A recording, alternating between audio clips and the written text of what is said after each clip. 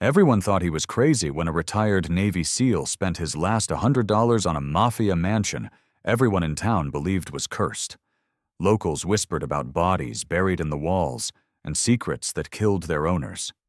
But when his loyal German Shepherd refused to leave one corner of the basement, he broke through the wall and uncovered a hidden room that exposed a betrayal buried for 30 years and a miracle that would turn darkness into light.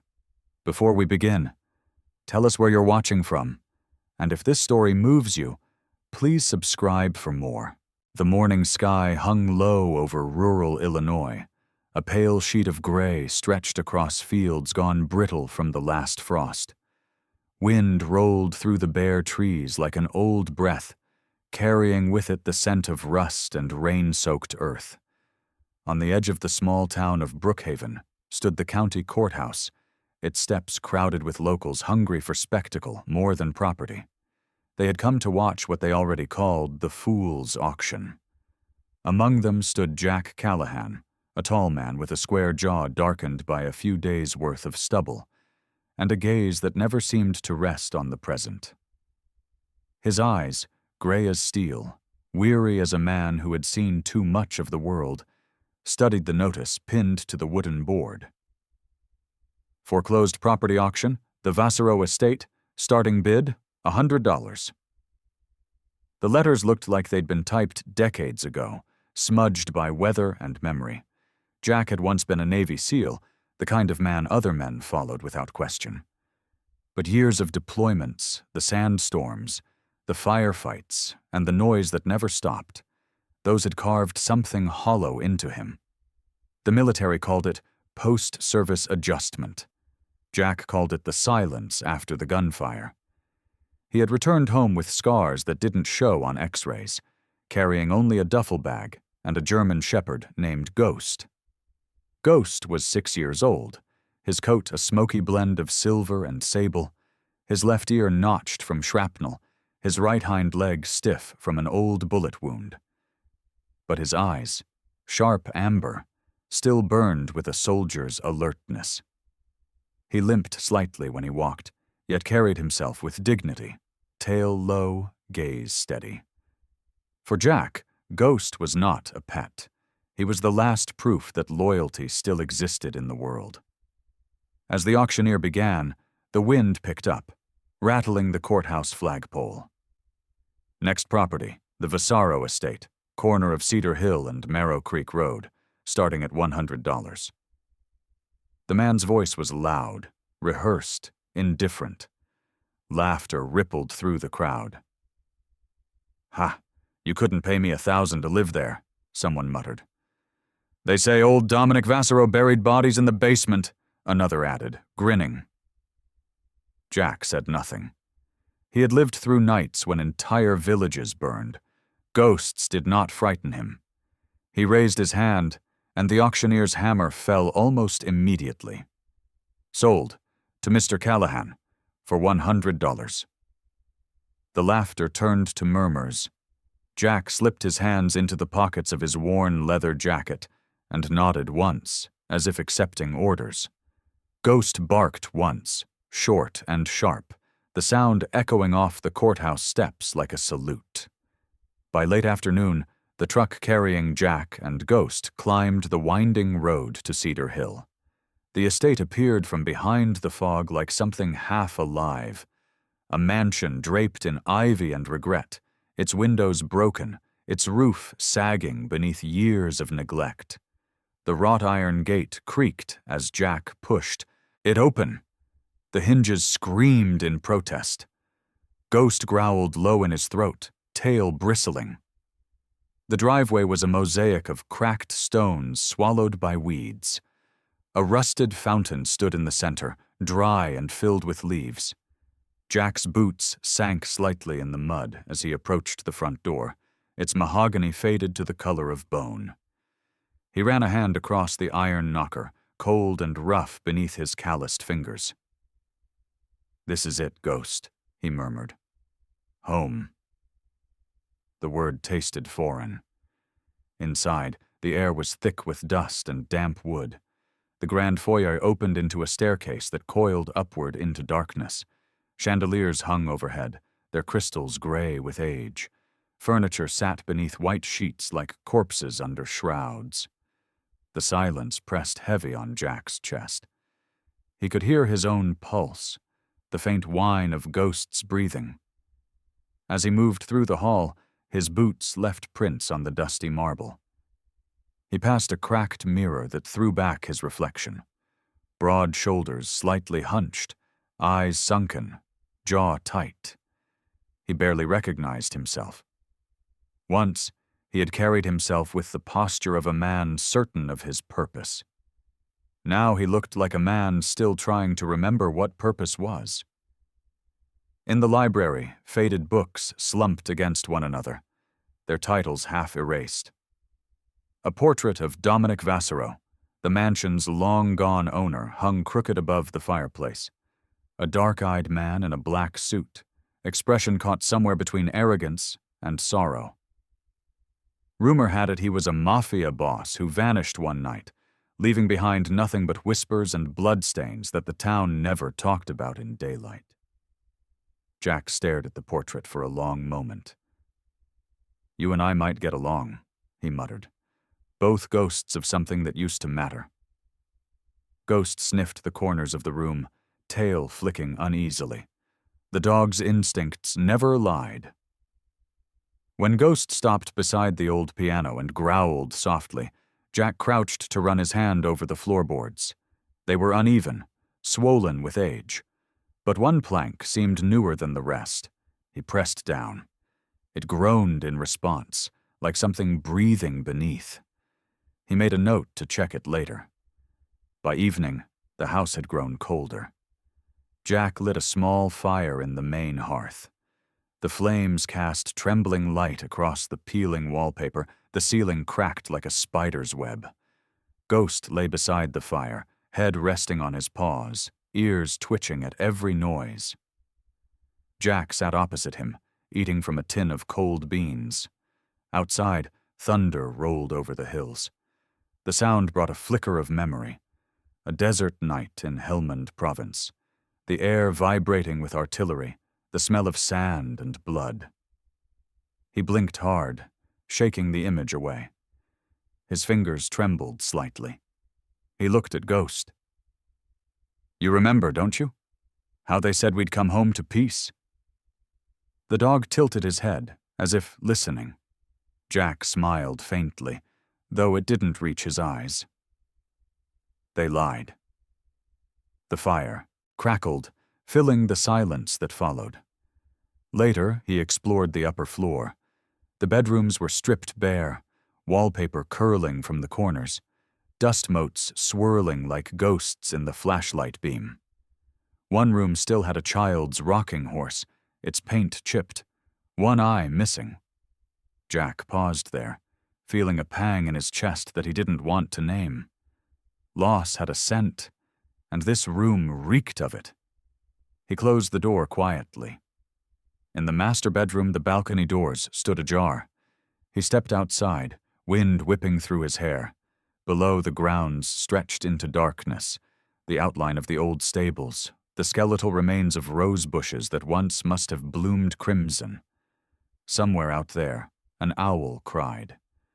Jack leaned on the railing. The air smelled of rain and rust. For the first time in years, he felt something shift inside him. Not quite hope, but something close to it. Maybe it was the stillness. Maybe it was the idea that he could rebuild something no one else wanted. Behind him, Ghost barked once, low but sharp. Jack turned. The dog stood at the top of the stairs, staring into the black hallway below. The hairs on his neck were raised. "What is it, boy?" No answer came, only the faint creak of wood somewhere deep in the mansion, as if a door had moved by itself. Jack reached for the pistol holstered at his hip, a reflex from years of training, and waited. The silence stretched until it snapped back into stillness. Ghost relaxed first, sniffing the air, then returned to Jack's side. "It's just the house settling," Jack said, though he wasn't sure he believed it. He crouched and scratched behind the dog's ear. Or maybe it's saying hello. They made camp in the main hall that night. Jack rolled out his sleeping bag beside the hearth. The fire had burned low, casting only amber shadows. Ghost circled twice before lying down, head on his paws, eyes open. Jack lay staring at the cracked ceiling until exhaustion dragged him under. In his dreams, he heard footsteps that weren't his, voices speaking a language he couldn't understand, and the faint chiming of a piano. When he woke, the fire had died, but the air still trembled with the echo of something unseen. He sat up slowly, rubbing his face, then looked around the dark room. Ghost was already awake, ears perked, gaze fixed on the staircase. Jack exhaled, slow and controlled. "Yeah," he whispered. "I feel it too." Outside, dawn began to break. The first light of morning slipped through the cracked windows, painting the dusty air gold. Jack rose, stretched, and looked around the decaying beauty of the mansion, the marble, the carvings, the ghosts of wealth. He spoke softly, almost reverently. "You're not cursed, you're just forgotten." Ghost wagged his tail once. The sound of his claws against the marble echoed through the hall, like an answer. And though Jack didn't know it yet, the house had indeed chosen him. The one man who still believed that even ruins could be rebuilt.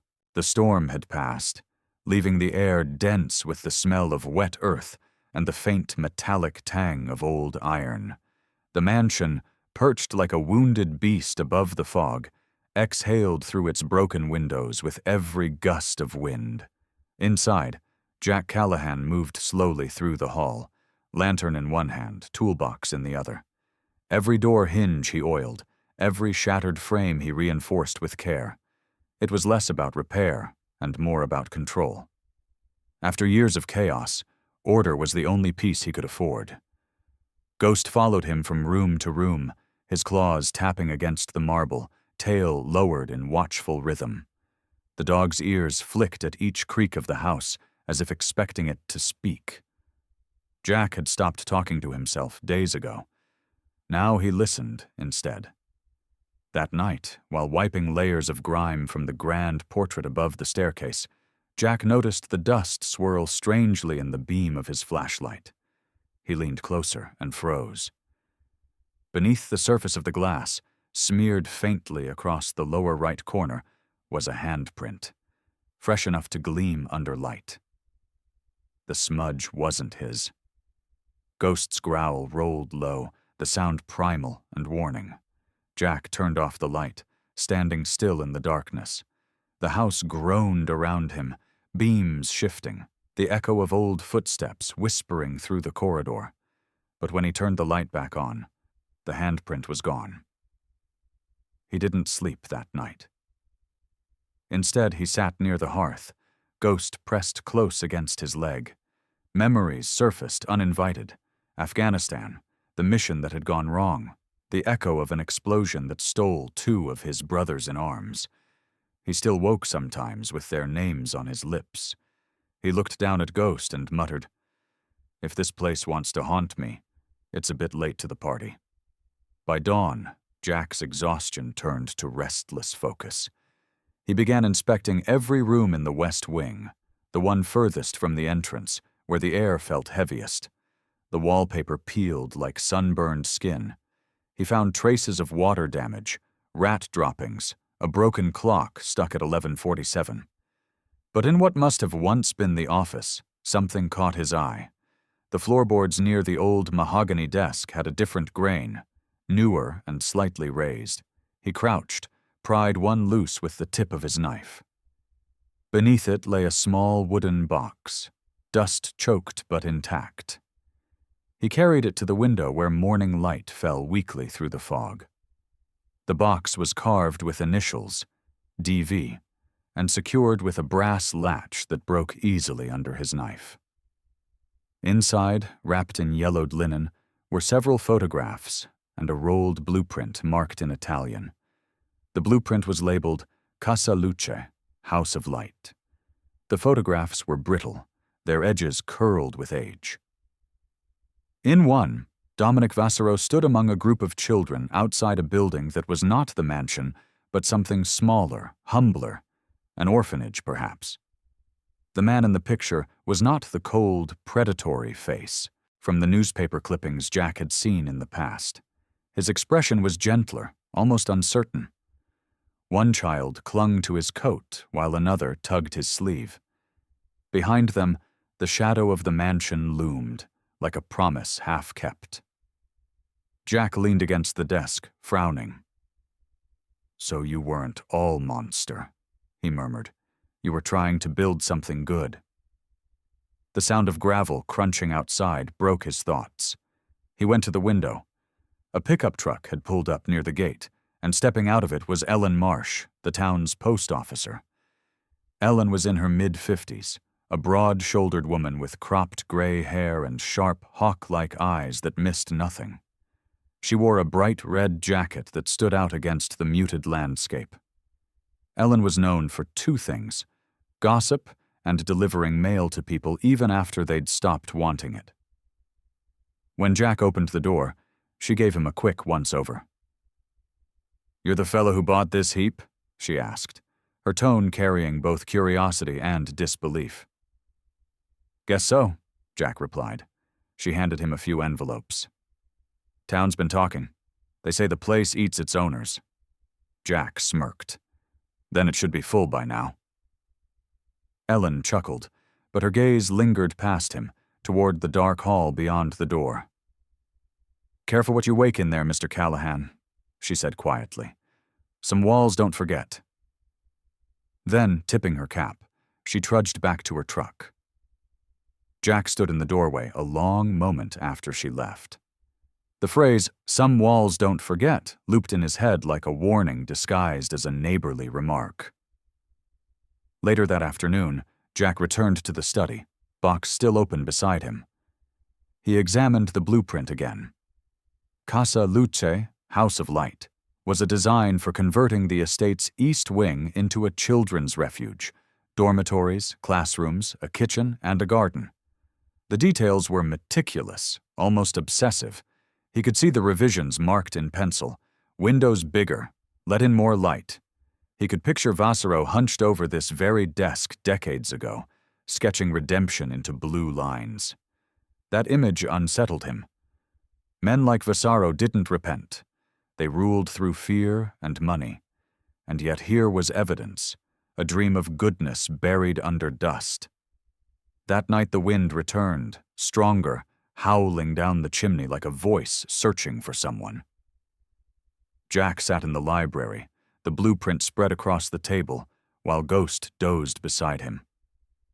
At some point the dog's ears twitched, and he lifted his head, growling softly.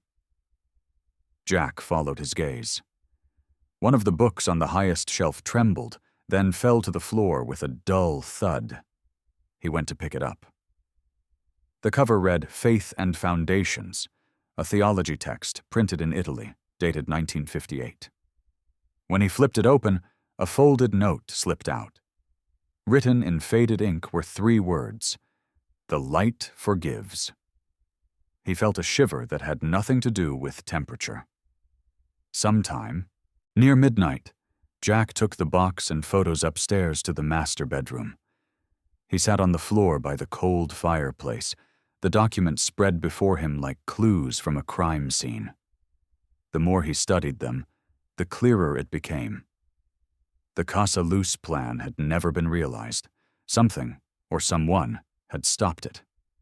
He thought about Ellen's words again. Some walls don't forget. What if they were waiting? Ghost whined softly, pacing near the door. Jack rubbed his temples. "You feel it too, huh?" he muttered. "Like the place wants to tell us something." He packed the photos carefully, slipped the note into his jacket pocket, and stood. The house moaned in reply, an old structure shifting on its foundations. Or perhaps an answer. Either way, Jack knew this wasn't just a building anymore. It was a story interrupted. and somehow he had become part of its unfinished chapter. As he turned off the lantern, a distant sound carried through the hallway. A faint melody, the fragile notes of a piano playing somewhere deep in the house. Ghost growled, hackles rising. Jack froze. The melody lasted only a few seconds before fading into silence. He waited, heart pounding, but it didn't return. He exhaled slowly. "If that's you, Dominic," he whispered into the dark, "I'm listening." The next morning, sunlight filtered weakly through the fog. Jack walked to the front steps with Ghost at his side, the box of evidence tucked under his arm. He looked back at the mansion, its cracked facade glowing faintly in the pale light. He knew now that this was no ordinary property. Something here had been left undone, and for reasons he couldn't yet name, it felt like his duty to finish it.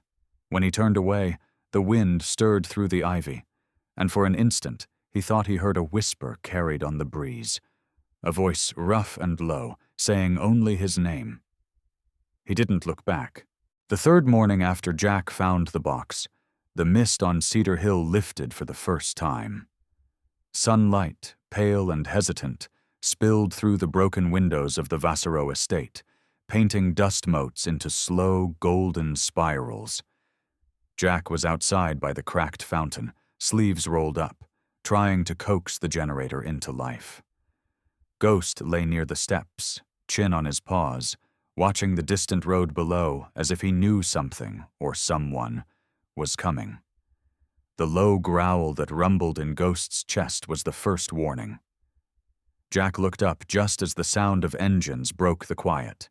3 black SUVs rolled through the gate, tires crunching over gravel, the polished paint catching the dull light like moving shadows.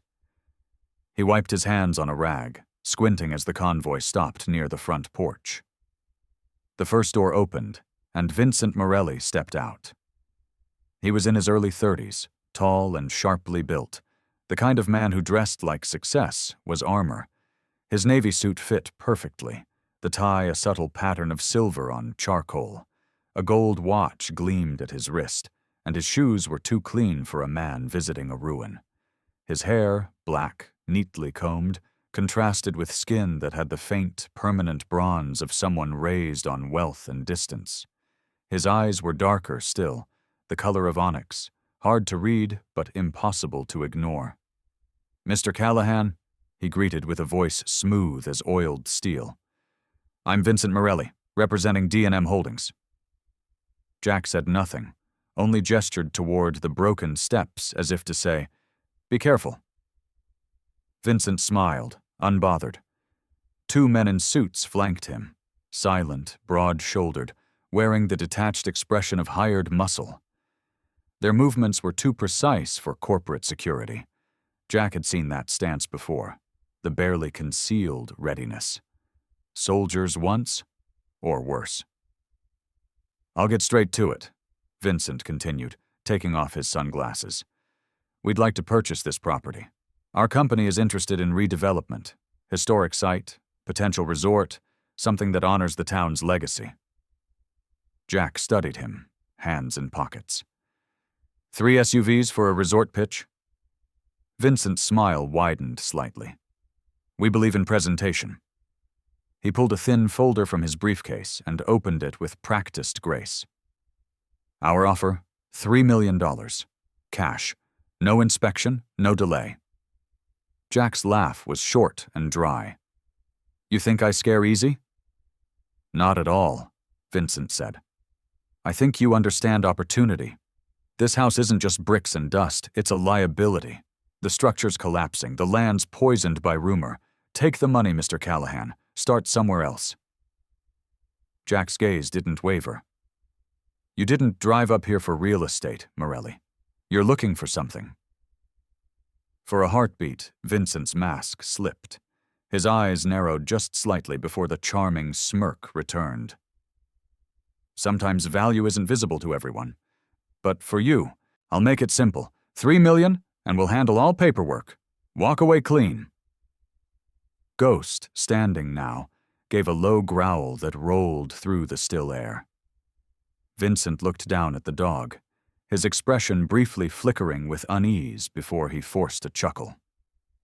"Beautiful animal? Military trained, I assume?" Jack's voice hardened. "He doesn't like liars." For the first time, Vincent's smile faltered. Then, with a practiced nod, he closed the folder. "Well, Mr. Callahan, think about it. My card's in the envelope. Don't wait too long. The past has a way of collapsing faster than walls." As the SUVs rolled back down the hill, Ghost barked once, the sound echoing across the field like a warning shot. Jack stood motionless, card in hand. The logo, D&M Holdings, was embossed in silver, but what caught his attention wasn't the name. It was the faint watermark beneath it, a dagger piercing an hourglass. He knew that symbol. He had seen it once, years ago, in a military report about organized crime networks tied to money laundering in Europe. It was the same insignia branded onto one of the black market crates in Kandahar, the same one connected to a blood-soaked mansion raid he'd barely survived. That night, the wind howled again, dragging branches across the roof like fingers. Jack couldn't shake the feeling of being watched. He locked every door, checked every window, then settled by the fire with his rifle within reach. Ghost patrolled the hall restlessly. Sometime after midnight, the dog's sharp bark cut through the silence. Jack was up in an instant, heart pounding, gun in hand. He followed Ghost toward the back of the house. One of the rear windows had been shattered. Cold air seeped in, carrying the smell of rain. A shadow moved in the dark. Jack dropped low, flashlight in one hand, gun steady. "Come out slow," he ordered. A man lunged from behind a beam, knife flashing. Ghost hit him mid-air, teeth clamping on the man's arm. The intruder screamed, but Jack was faster. He struck once, clean and hard, sending the blade skittering across the floor. They wrestled briefly before Jack pinned him, knee to chest, the barrel of his gun pressing against the man's jaw. The intruder was thin, unshaven, his skin slick with sweat. A jagged scar cut across his cheek. Tattoos crawled up his neck, black lines coiling into symbols Jack recognized instantly. He grabbed the man's wrist, twisting it until the sleeve tore. There, burned into the flesh, was the dagger and hourglass emblem. "Who sent you?" Jack demanded. The man spat blood, sneering. "You already know." Jack's stomach clenched. "D&M." The man said nothing, but his silence was answer enough. Jack tied him with electrical cord and searched his pockets. A burner phone, 2 numbers saved. No messages. When he turned it on, the wallpaper image made his pulse tighten. A photograph of Vincent Morelli, smiling in the same polished suit, shaking hands with an older man Jack didn't recognize. He dragged the intruder outside, left him tied near the porch while calling the sheriff's office. But when he stepped back inside to grab his phone charger, the world exploded with a single shot. Jack ran out, rifle raised, Ghost at his side. The intruder lay motionless, blood pooling under his head. A clean kill shot. The hills were silent again. Whoever had fired was already gone. Jack crouched beside the body, jaw clenched. No tire marks, no footprints. Just the echo of one bullet. Professional. Efficient. He looked at Ghost. "They're not done," he said quietly. "Not by a long shot." Lightning flashed across the valley, illuminating the mansion behind them.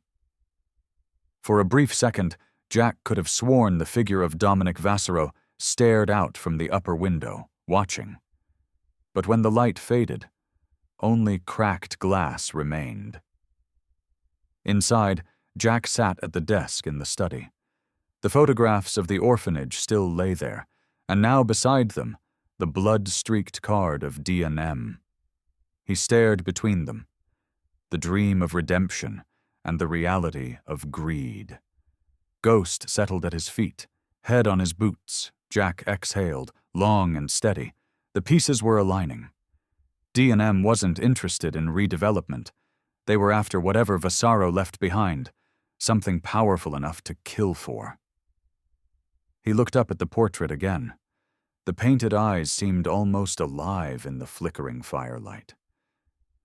"You didn't disappear for money, did you?" he muttered. "You were silenced." Outside, thunder rumbled over Cedar Hill, and the mansion's cracked walls seemed to shudder, as though remembering everything that had been buried within them. The rain returned 2 days after the shooting, steady and patient, drumming on the roof of the Vasaro estate, like an old song meant for ghosts. The smell of wet stone filled the halls, and the wind moaned through the cracked window panes as if whispering secrets it couldn't hold anymore. Jack had barely slept. The image of the dead intruder haunted him.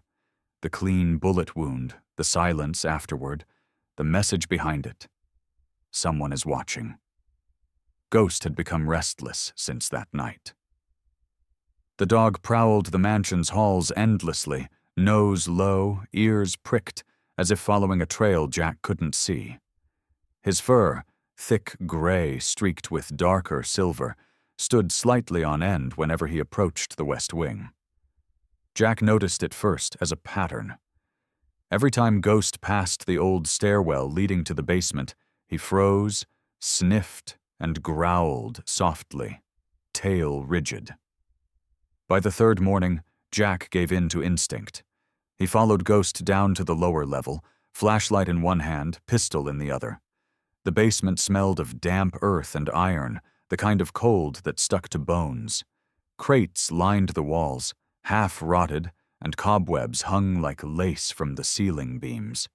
The concrete floor was uneven, cracked by years of neglect. Ghost stopped before the farthest wall, the one under the western foundation, and began pawing furiously at the bricks. The sound of claws scraping against mortar echoed through the room.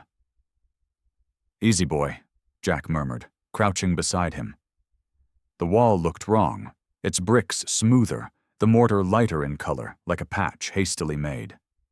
Jack set down his flashlight and ran his fingers along the seams. His hand caught on a ridge where the cement had bubbled. Newer. He tapped it with the butt of his pistol. It gave off a hollow sound. "Jesus," he whispered.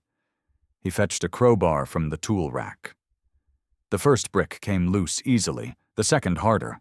Ghost barked once, as if urging him on. When the hole widened enough for light to pierce through, Jack's beam struck iron. Cold, dark, solid. A door. It took him nearly an hour to clear enough debris to pull the door open. The hinges groaned like a dying animal, and a breath of stale air wafted out. Dust, smoke, and something faintly metallic, like dried blood and perfume. He stepped inside. The room beyond was small, but perfectly preserved, sealed away from decay. The air was thick but still. A desk of dark oak stood in the center, papers scattered across it as though abandoned mid-thought. On one corner sat a glass ashtray filled with the remains of a cigarette burned down to its filter.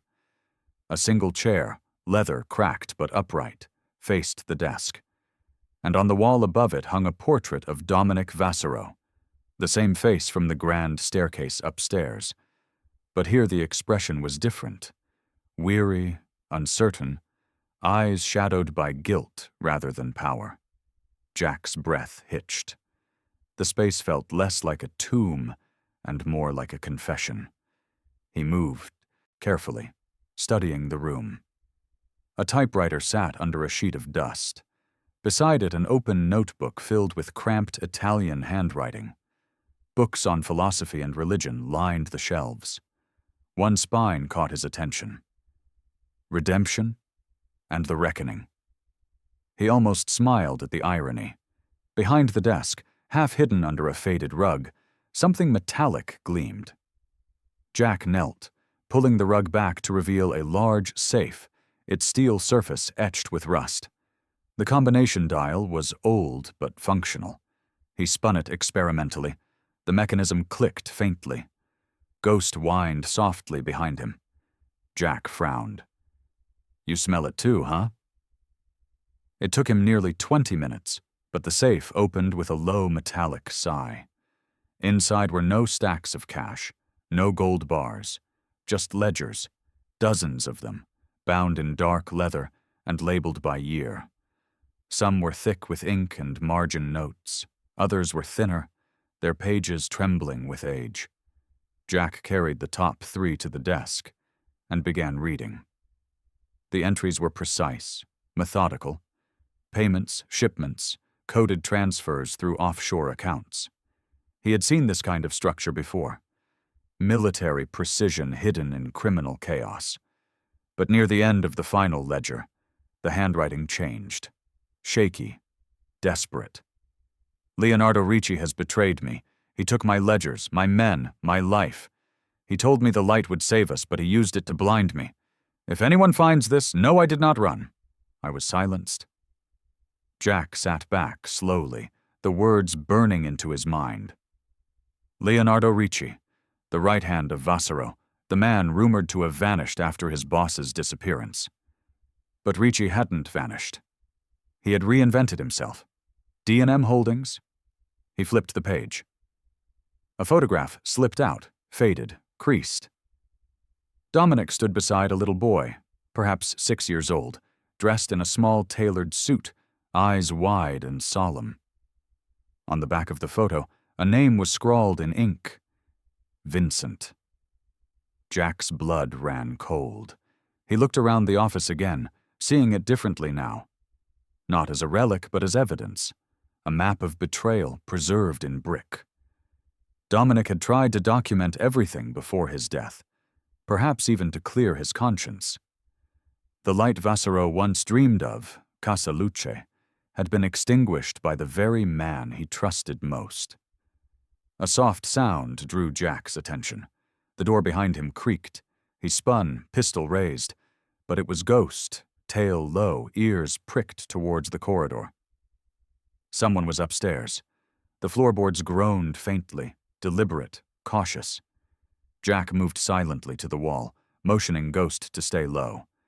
He climbed the steps with care, each creak underfoot measured. The sound came from the main hall. Through the half-open door, he glimpsed a shadow moving past the foyer. Tall, deliberate, confident.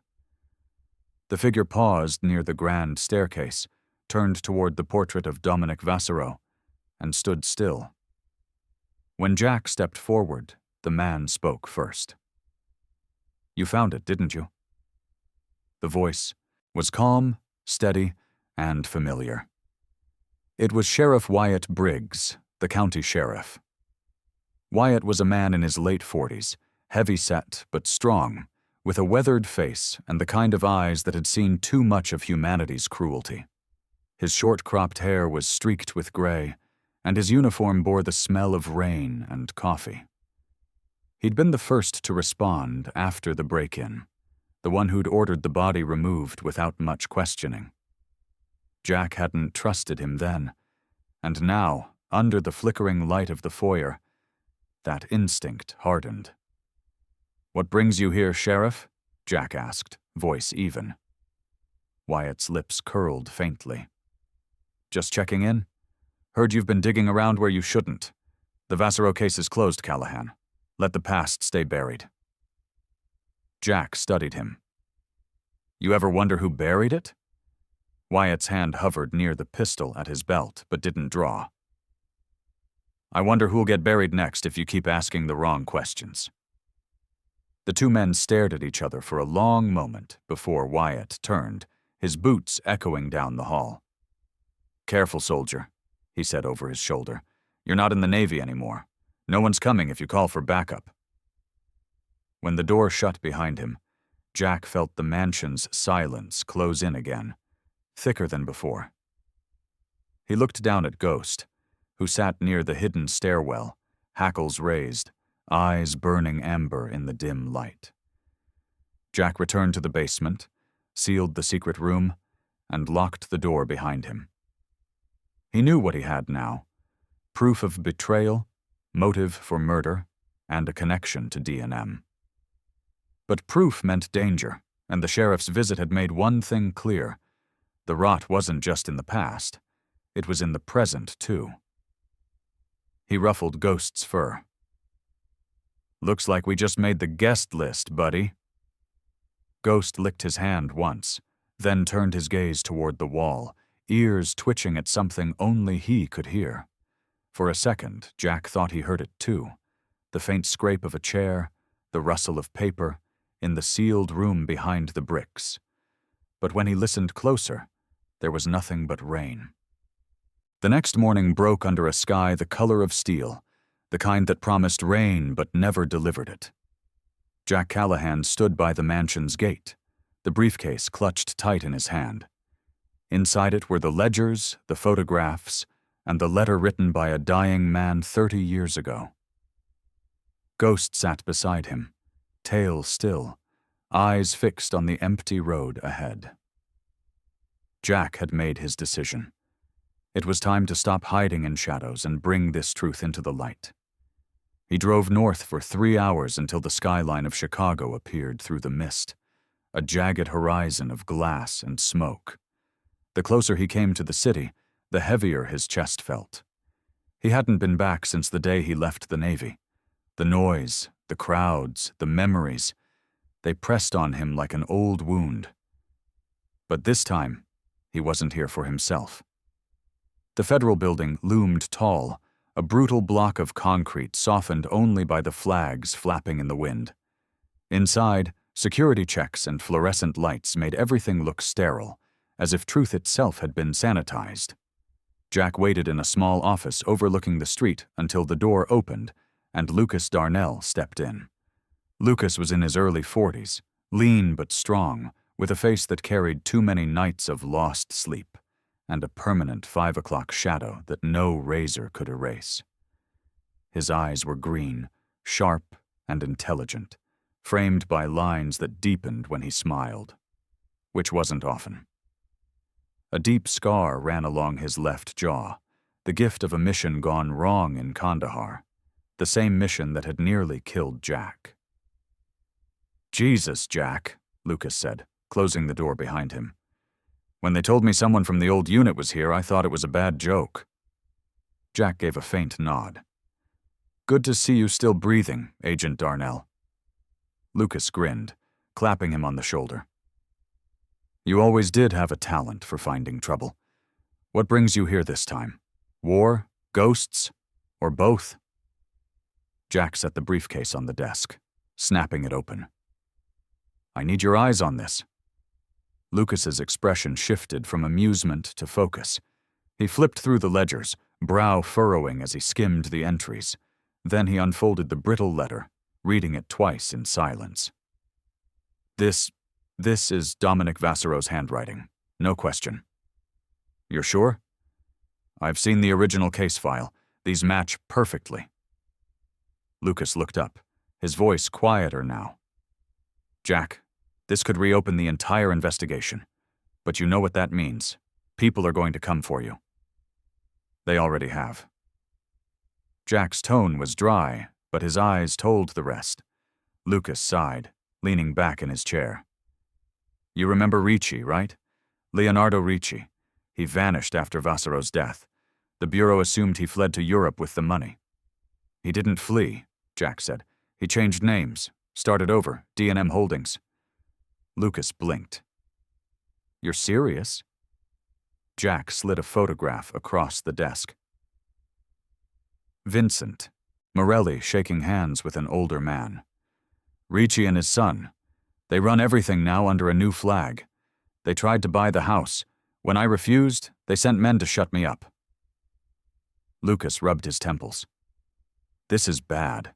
If D&M's the same network that laundered Vassero's money, they've got people everywhere, law enforcement, judges, probably half the state's politicians. I'll need to move carefully." He turned the letter over, studying the final line. "If someone finds this, let them finish what I began." Lucas exhaled. Looks like he wanted his redemption written in stone. Jack's gaze softened for the first time. He wanted his house to be a sanctuary, not a tomb. Lucas looked at him for a long moment, then said, "You always had a savior complex, Callahan. Maybe this time it'll do some good." When Jack left the office that afternoon, the city felt heavier than before. He stood by his truck, watching the sunlight glint off the glass towers, and thought of the mansion. Its broken windows, its silence, its stubborn refusal to die. Maybe, just maybe, there was still a way to bring life back to that place. He drove home as dusk settled over the fields, headlights cutting through the rising fog. Ghost shifted in the passenger seat, head resting on his paw. The dog's amber eyes reflected the road's flickering light like embers in the dark. That night, Jack set to work. He cleared debris, repaired windows, fixed wiring. The mansion seemed to breathe again with each nail, each flicker of light that returned to its halls. He left the office untouched, sealing it with reverence, a shrine to truth rather than a secret to be buried. Days turned into weeks. Locals began to whisper about the crazy vet restoring a Mafia mansion, but a few brave souls offered help. One of them was Martha Green, a middle-aged carpenter with sunburned skin and a limp earned from a factory accident. Her gray hair was always tied in a messy braid, and her voice carried the rough kindness of someone who had worked hard all her life. "I heard you're building something worth saving," she told Jack on her first day. "Figure I might as well lend a hand before this place eats you alive." She was blunt, stubborn, and tougher than most men Jack had served with. In her, he saw a kind of courage that didn't need medals. Soon, others followed. A young electrician named Brian who owed Martha a favor, a local teacher who brought boxes of old books for the library, even Ellen Marsh, the mailwoman, who delivered supplies and coffee every morning with sarcastic remarks but warm eyes. The house, once silent, began to hum again with the sound of hammers, laughter, and life. But darkness doesn't surrender quietly. One night, as Jack reviewed the copies of Vassero's ledgers, Ghost barked sharply from the porch. Jack rushed out to find tire tracks cutting through the mud, fresh, heading down the hill. No one had been invited. He checked the gate and found the lock broken. Someone had been watching again. He contacted Lucas immediately. The agent's voice crackled through the phone line, low and tense. "They're moving fast, Jack. My informant says D&M is transferring large sums overseas, probably cleaning house before we can seize anything. And there's talk about eliminating witnesses." "Meaning me," Jack muttered. "And maybe anyone connected to you," Lucas added grimly. "Be careful. I'll send a team as soon as I can get clearance." Jack ended the call and looked at Ghost. The dog's ears were flat, his body rigid, ready. Jack rested a hand on his head. "Looks like the light's burning a little too bright for them." He went back inside, locking every door, every window. Rain began again, whispering against the roof. Through the storm, the mansion stood firm, glowing faintly from the lanterns in its windows, like a lighthouse surrounded by endless dark. Jack knew the storm was coming, but for the first time since he'd bought this cursed house, he didn't feel alone. Around him were the echoes of the past, but also the pulse of new life, proof that maybe light could exist even here, among ghosts and guilt. He stood by the fireplace, staring into the flames. "You wanted redemption, Dominic," he murmured. "We'll finish what you started." Ghost gave a soft bark, the kind that almost sounded like agreement. Outside, thunder rolled across the horizon. Inside, Jack smiled faintly. For every shadow that crept closer, he would meet it with light. The storm came without mercy that night. Rain hammered against the windows like fists, and thunder shook the ancient bones of the Vassero mansion. Lightning flashed across the hills, painting the cracked walls white for an instant before plunging everything back into darkness. Jack Callahan stood near the library's window, one hand resting on the rifle propped beside him, the other lightly on Ghost's collar. The dog's fur bristled, ears twitching toward the sound of tires grinding through mud outside the gate. Jack's pulse steadied. He'd been expecting this. Through the distorted glass, he saw them. 3 dark SUVs, headlights off, moving like wolves through the storm. Shadows emerged, 6, maybe 7 men, all in tactical gear, rifles slung across their chests. And leading them, his coat whipping in the rain, was Vincent Morelli. The young executive's polished veneer was gone. His hair was slicked back, soaked, his suit replaced by a black tactical jacket and gloves. His eyes, cold and unblinking, held no trace of charm now, only calculation and hatred. Lightning flashed again, and for a heartbeat, Jack saw in those eyes the reflection of Leonardo Ricci's cruelty. Ghost growled low, the sound vibrating through Jack's leg. "Easy, boy," Jack whispered. "They want a fight. They'll get one." He moved quickly through the hall, cutting the power from the fuse box. The mansion sank into darkness, broken only by the distant pulse of lightning through the windows.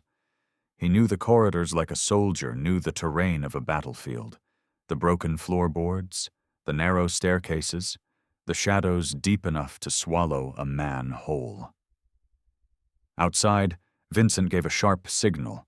His men fanned out, moving through the main doors with silencers raised. The first intruder's flashlight swept across the foyer, and then the floor gave a soft creak beneath his boot. Too late.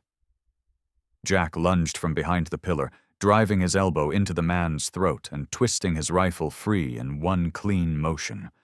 The body fell soundlessly. Ghost slipped into the dark, a silent blur of muscle and instinct. The second intruder didn't even scream, just a muffled thud and the sound of fabric tearing as Ghost dragged him down. Jack fired once, the flash illuminating the narrow corridor, and another man dropped. Vincent cursed, signaling the others to spread out. "Find him! Burn everything!" he barked, voice sharp and cracking under tension. His men tossed fuel canisters into the hall, the stench of gasoline filling the air. Jack retreated toward the west wing, firing short bursts, his movements disciplined, each step measured. Ghost darted ahead, guiding him toward the old basement door, the same place where the secret office lay beneath. The plan was clear. Draw them in. Stall them long enough. Suddenly, the stairwell exploded in light as a flare hissed to life. Vincent's silhouette appeared at the top, pistol raised. "You should have taken the money, soldier!" he shouted over the roar of the storm. Jack didn't reply. He moved along the edge of the wall, knife drawn. One of Vincent's men lunged from the side, catching Jack's arm. They struggled, slamming into the wall. Jack's blade flashed, swift and brutal, and the man collapsed. Blood smeared the cracked wallpaper. Ghost barked, a sharp warning. Jack turned just in time to see Vincent standing at the end of the hall, gun aimed straight at him. The muzzle flared, a deafening crack in the narrow space. Ghost leapt. The bullet hit the dog's side. The impact threw Ghost off balance, but he still slammed into Vincent, knocking him backward. Jack's world blurred into fury and noise. He charged, striking the gun from Vincent's hand, both of them crashing into the debris-littered floor. They grappled in the dark, lightning flashing through broken windows, faces illuminated in quick, violent glimpses. Vincent swung wild, hitting Jack's jaw. Jack countered, driving his fist into the man's ribs, then his elbow into his face. Blood sprayed. "You think you can erase what your father did?" Jack snarled. Vincent spat blood, laughing hoarsely. "Erase! I'm finishing it!" Jack's knife was at his throat in an instant. "You're just another coward hiding behind your father's sins." Before Vincent could reply, a deafening blast shattered the windows. Red and blue lights cut through the rain. Sirens wailed. FBI agents stormed through the front doors, led by Lucas Darnell, soaked to the bone, but eyes blazing. FBI, drop your weapons! Vincent froze. His remaining men hesitated. Then chaos erupted. One fired blindly before a sniper round from outside punched through his chest. Another tried to flee but was tackled by 2 agents. Within moments, it was over. Jack knelt beside Ghost, his hands trembling. The shepherd's breathing was shallow, his fur wet with blood. "Stay with me, buddy," Jack whispered, voice breaking. Ghost's amber eyes lifted weakly to meet his, tail thumping once before falling still. Lucas approached, lowering his weapon. His face softened when he saw the dog. "We'll get him to a vet," he said quietly. "He's tougher than he looks." Jack nodded, but his gaze had shifted. In the doorway, illuminated by flashing lights, stood an older man, gray hair plastered to his skull, skin pale as ash. Leonardo Ricci. The former Mafia consigliere, now head of D&M Holdings, was being escorted by 2 agents. His once proud frame trembled under the weight of handcuffs. He looked at Jack, lips quivering. "You shouldn't have dug, soldier," he wheezed. Jack stepped closer, eyes hard. "You buried him, didn't you?" Ricci's breath came shallow, each word strained. "We buried him, under his own throne." He clutched his chest, collapsing to his knees as pain twisted his face. "We thought we could silence God." His voice broke into a cough that turned wet, red. Lucas caught him before he fell, shouting for a medic, but Ricci's eyes were already glazing. His last words came out in a whisper, "Check beneath, where you stand." Then his body went limp. Hours later, as dawn broke gray and quiet, excavation crews began digging under the floor of Dominic Vassero's hidden office. The house smelled of smoke and rain, the storm now reduced to a mist that clung to the hills. Jack stood with Lucas at the threshold, both silent as the first shovel struck something solid. When they cleared the dirt away, they found a coffin. Simple, unmarked, sealed in concrete. Inside lay the remains of Dominic Vassero, dressed in the same suit from his portrait, his fingers still clutching a rosary turned black with age. Lucas whispered, 30 years of silence. Jack's jaw tightened. Not anymore. Outside, rain began to fall again, gentle now, washing the soot and blood from the steps. Ghost, bandaged but alive, limped to Jack's side. Jack knelt, resting a hand on the dog's neck. "We did it, boy," he said softly. "We brought him home." The mansion stood behind them, its broken windows glinting in the new dawn. For the first time, it didn't look haunted. It looked at peace. Spring arrived on Cedar Hill like a benediction. The snow melted into silver streams that whispered through the grass. And for the first time in decades, the old Vassero mansion no longer looked like a wound upon the land. It looked like healing. The once blackened walls had been repainted a warm ivory, the broken windows replaced by glass that caught the sunrise like jewels. Workers came and went, their laughter carrying through the open halls where silence had once ruled. What was once a tomb had become a home. Jack Callahan stood at the gate, hammer in hand, fixing the last brass screw into the wooden sign he'd carved himself. The letters glowed softly in the golden light. Casa Luz, home for orphans and veterans. His handwriting wasn't perfect, but it was steady. Behind him, the laughter of children floated through the air, unsteady at first, as if they were still learning what laughter was supposed to sound like. The first arrivals had come only weeks after the restoration began. They were children who had lost parents to war or poverty, small faces carrying more silence than they should have known at that age. Among them was Eli, a wiry 10-year-old with dark curls and eyes too old for his years. He rarely spoke, preferring to sit by Ghost and draw in the dirt with a stick. Another was Sophie, 7, thin as a reed, her blonde hair often tangled from sleep, but her smile bright enough to light an entire corridor. They were broken in different ways, but Jack recognized that look in all of them, the same emptiness that once stared back at him from the mirror. Every morning began the same. Jack would wake before dawn, his body still rising to the rhythm of military time. He'd brew coffee in the kitchen, now repaired and smelling faintly of wood polish, and watch the mist crawl up the hill. Then, when the first rays of sunlight touched the windows, Ghost would appear, limping slightly from his old wound but alert as ever. The scar along his chest was pale now, a curved mark like a Medal of Honor. He'd nudge open the front door with his nose, trotting out to the gate to begin his morning patrol. "Still on duty, huh?" Jack would murmur. Ghost's ears would twitch, and his tail would thump twice against the ground. Later, as the children stirred awake, the house would fill with motion, the shuffle of little feet on polished floors, the sound of Martha Green's firm voice as she called them for breakfast, and the smell of pancakes, Martha's way of bribing them into mornings. She had stayed on after the restoration, declaring herself the house's bones and hammer. Her limp was less pronounced now, and though she pretended to grumble about the noise, her eyes softened every time a child hugged her leg.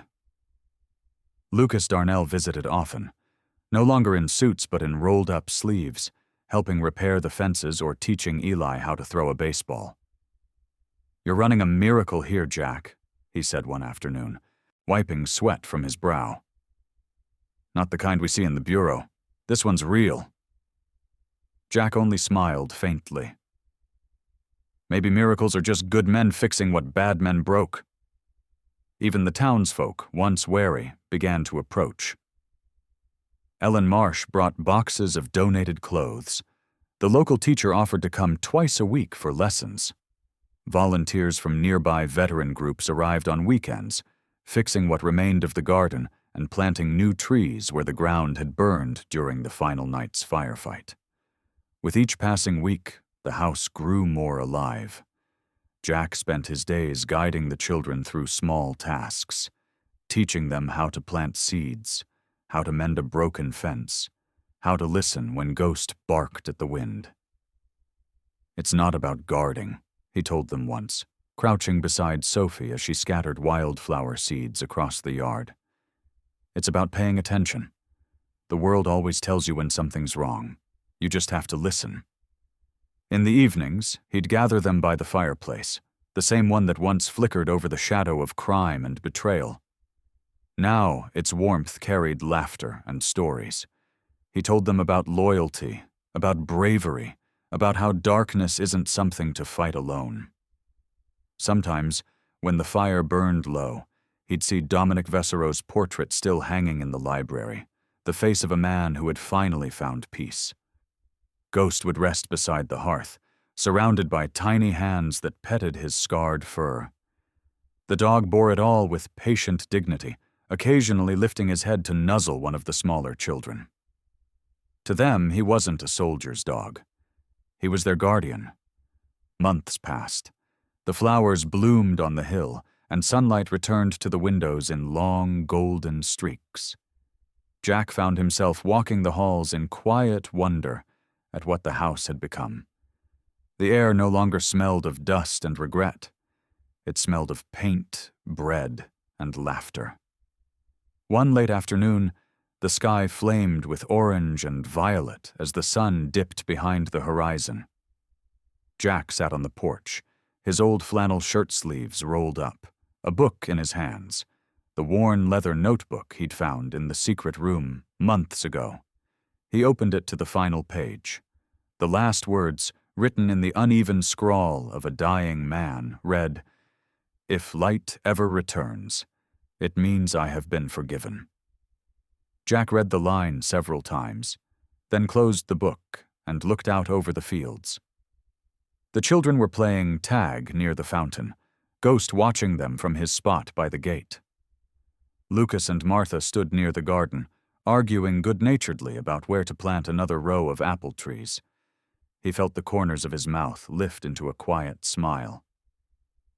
"You're forgiven, Dominic," he said softly. "And your house? It finally became what you wanted it to be." The wind rose, gentle and cool, brushing past him like a sigh. For a moment, the curtains in the upstairs windows stirred, though no one was there. The old mansion seemed to breathe, the way a living thing does when it's finally free of pain. That night, after everyone had gone to bed, Jack walked through the halls one last time. He paused before the office door, the one they had left sealed as a memorial. The brass plaque beside it read simply, "In memory of Dominic Vassallo, the light returned." He touched the doorknob, then turned away, leaving it undisturbed. When he stepped outside, the moon hung over the hill, pale and round, casting silver over the sign at the gate. Ghost trotted beside him, tail swaying. The air smelled of rain and pine. Somewhere behind him, a child's laughter drifted through an open window. Jack looked back once at the house, his house now, and whispered, "We made it, old friend." Ghost barked once, as if to agree. Together they stood in silence, two survivors watching over a place that had finally learned how to breathe again. And on the hill of cedar, under the soft glow of the moon, Casa Luce, the House of Light, shone not with grandeur, but with grace. In the end, Casa Luce was not just a house rebuilt from ashes, it was proof that miracles still walk quietly among us. Sometimes they don't come as lightning in the sky, but as a soldier who refuses to give up, a child who learns to laugh again, or a scarred old dog that still guards the gate. Perhaps that is how God works, not through grand displays, but through ordinary people who choose to bring light into dark places. If this story touched your heart, share it with someone who needs hope today. Leave a comment, subscribe, and help us keep spreading stories of faith, courage, and redemption. May God bless you and keep you safe wherever you are, and may His light guide you through every storm.